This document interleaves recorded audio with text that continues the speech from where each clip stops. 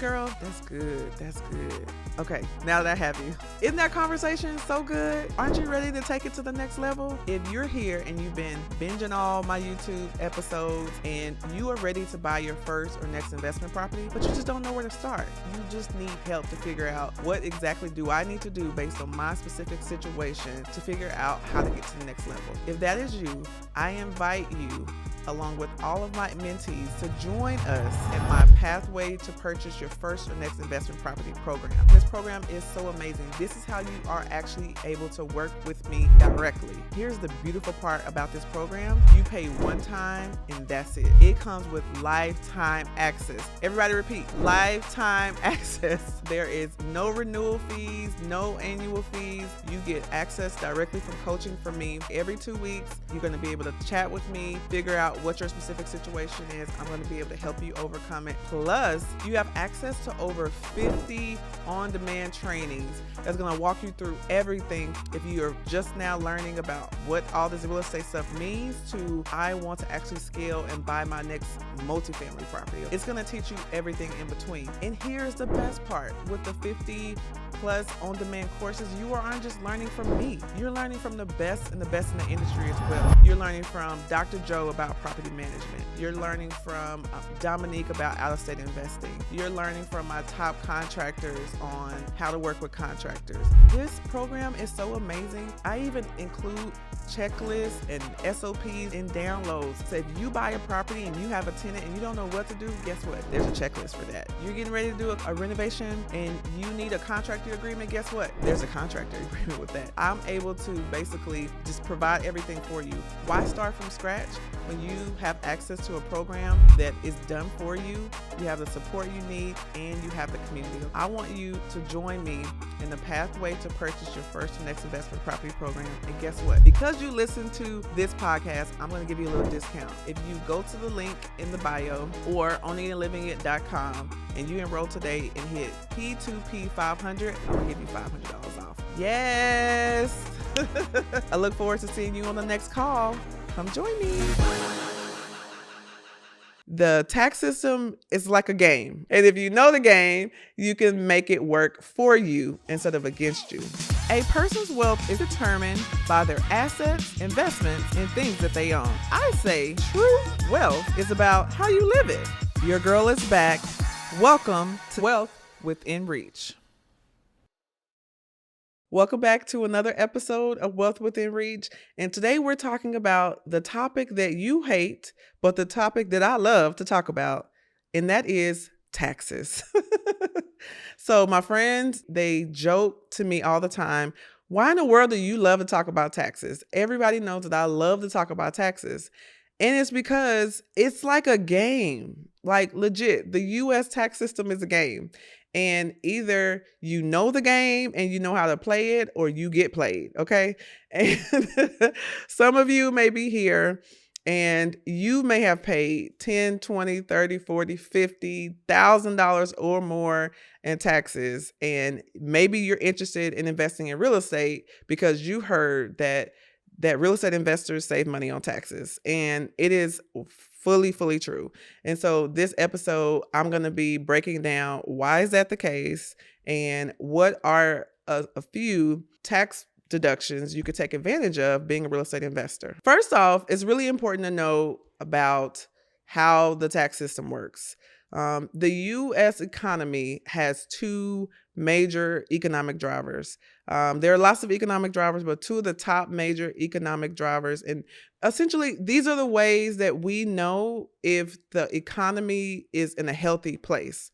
The two stats we're looking at the status of jobs and we're looking at the status of housing. Okay. Those are top two indicators over and over again that we're constantly hearing reporting on that will help to determine, is the U.S. economy doing good or is it doing bad? If you think about how the tax code works, the tax code incentivizes companies that provide jobs and housing. If that kind of went over your head, I'm gonna break it down for you one more time, okay? At the end of the day, the tax system is like a game. How the tax system works is when the United States compares to other countries and all this kind of stuff, they're looking at these different stats and ways that show that we're doing well. And if we have good job growth, we have low unemployment, that makes our system, our country look really good.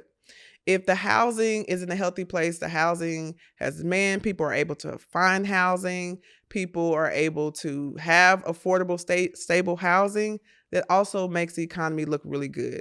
So in order to encourage small businesses, companies to provide more housing and more jobs, what happens is the way the tax code is written, the tax code will give discounts to people or companies who provide jobs and housing. You following me?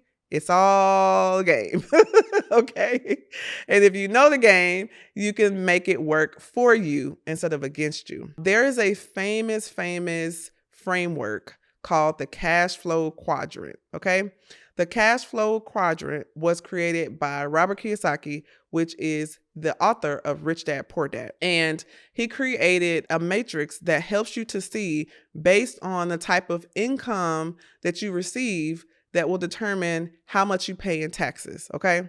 So when you are an employee, which means you work for a company, you receive a W-2 income, you have a salary, you receive that income by that company every 2 weeks, every week, however often you get paid. And when you do your job, you show up and you do your job and you get paid. Okay. If the company isn't doing well, guess what?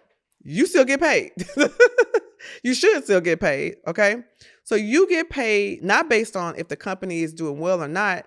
You just get paid based off the agreement that you have with the company.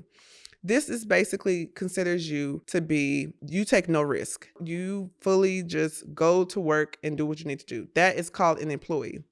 Because you don't take any risk, you are taxed by the IRS at a certain tax rate because of your level of risk. Before we go to investor, let's go to corporations. Because we always hear all the time, oh my gosh, Amazon's not paying money in taxes. Walmart's not paying money in taxes.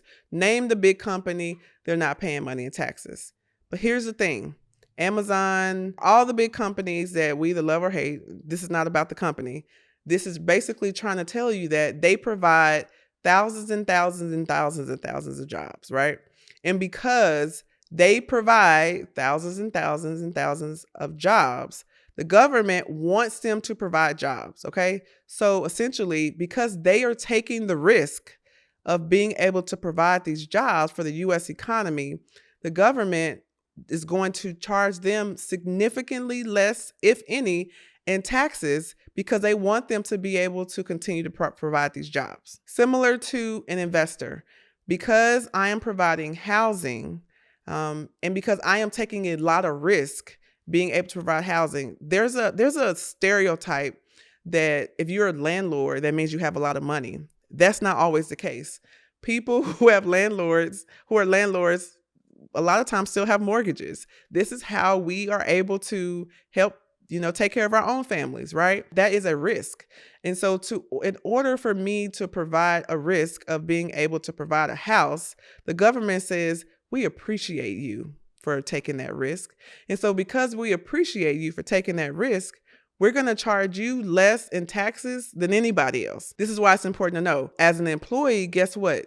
When you are a regular W-2 employee, you are paying more taxes than anyone. You know why? Because you aren't taking any risk.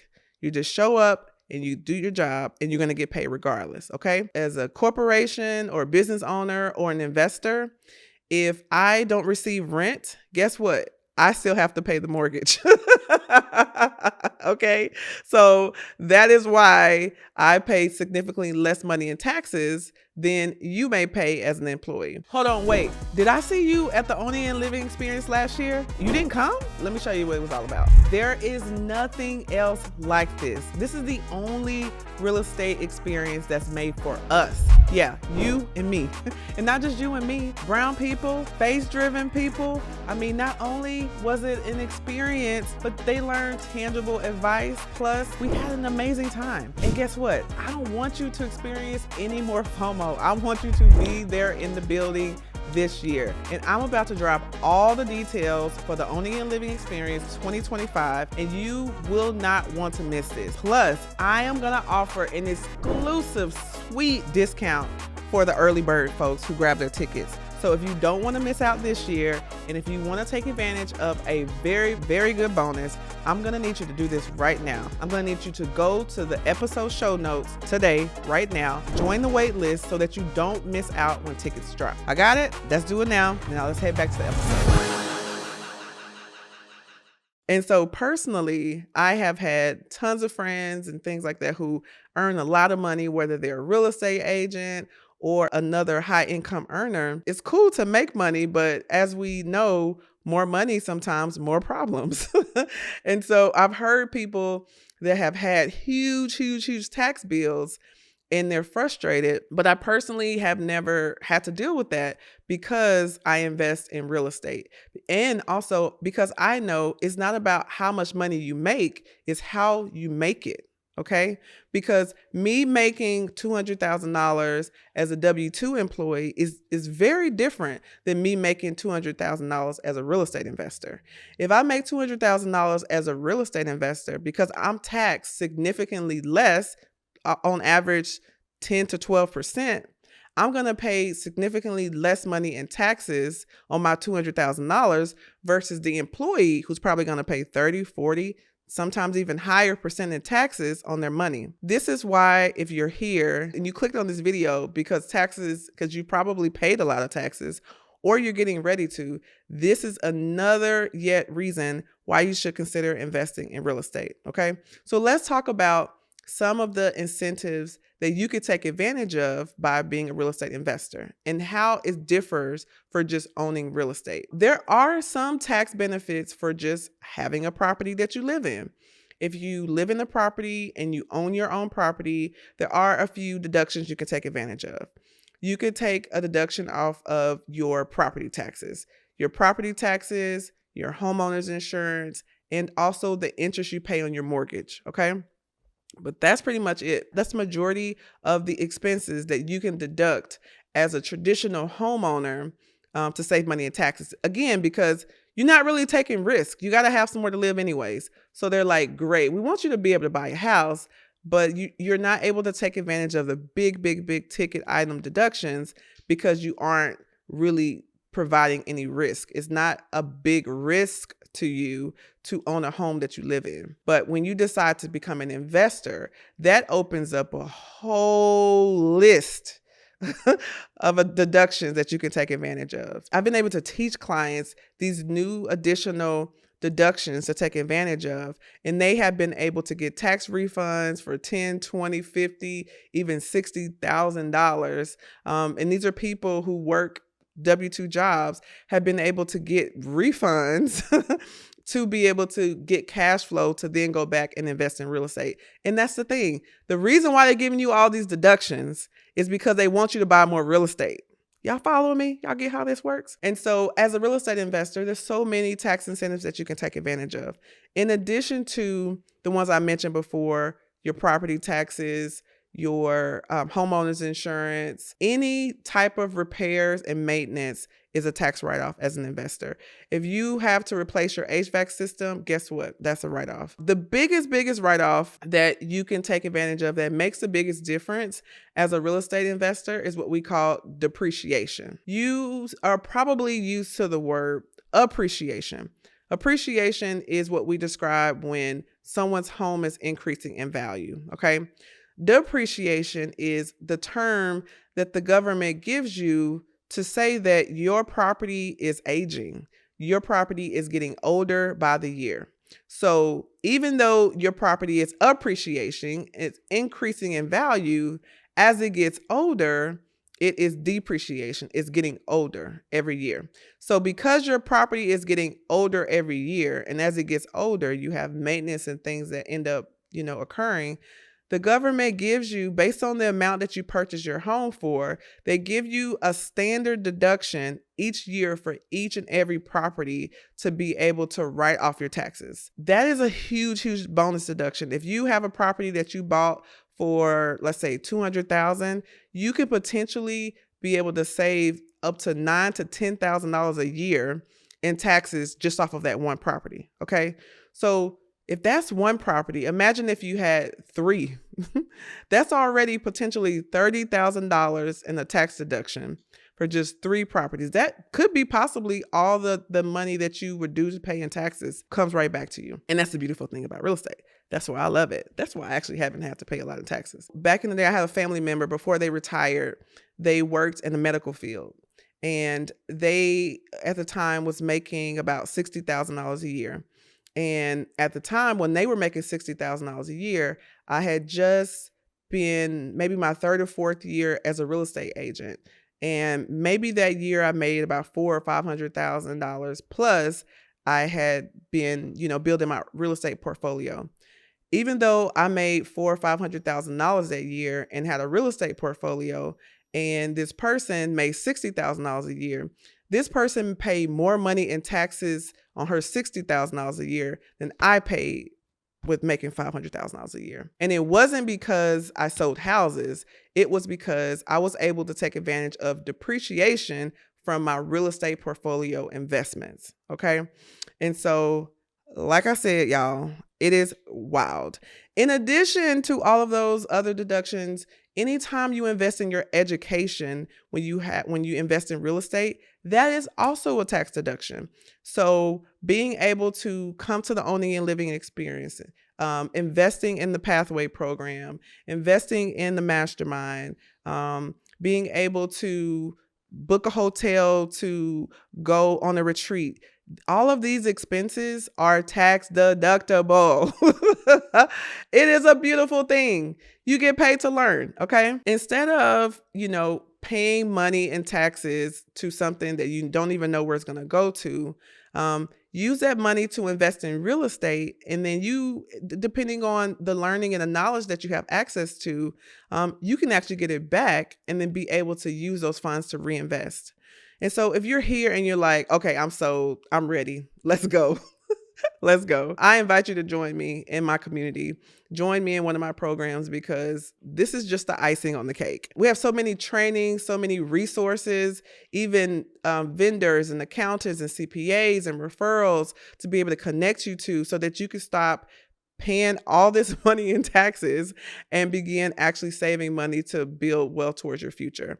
I've even helped clients who have already paid a bunch of money in taxes, connecting them with the right people, and they've been able to amend those previous taxes and then also be able to invest in real estate. Okay. So all is not lost.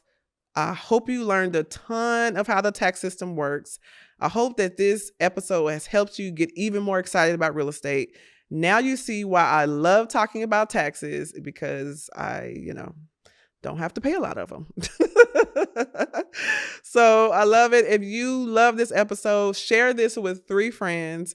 Also, don't forget to like and subscribe. And if you're listening on Apple or Spotify, thank you so much. Please, I would love, love, love if you left me a 5-star rating, and I will see you next week. Thanks so much for listening. Bye. Hey friend, have you been enjoying this podcast and you're like, okay, Erica, how can I connect with you and other of your amazing guests that are on the podcast? You can do that within the Owning It and Living It Facebook group. I have the Owning and Living It Facebook group to help to foster community with other like-minded real estate investors. Folks are sharing advice, I'm sharing tips, and we're fostering community so we can help take our real estate investments to the next level. If you are ready to do that, I want you to join the Owning It and Living It Facebook group. You can go to the link in the bio to join today.